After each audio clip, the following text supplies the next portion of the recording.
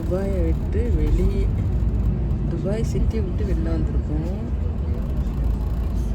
வீடு இதெல்லாம் வித்தியாசமாக இருக்குது.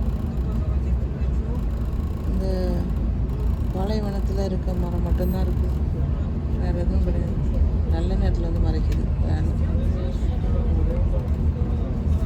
ஈவினிங் டைம் இது.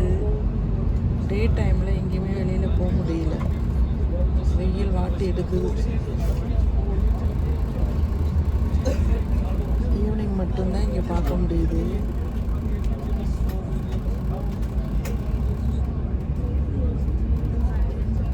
அஞ்சு மணிக்கு மேலே தான், அப்போவுமே வெயில் தான், தலை கட்ட முடியல,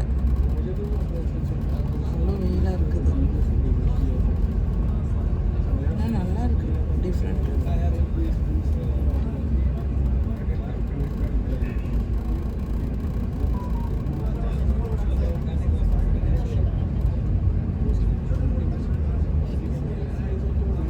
இது எல்லாமே வீடு தான்.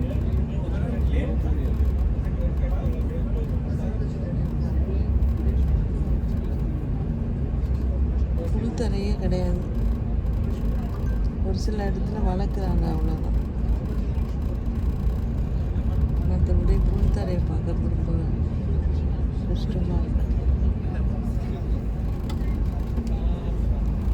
நல்லா வந்து வேன் மறைக்க போகுது. டிராஃபிக், ஓவர் டிராஃபிக்கு.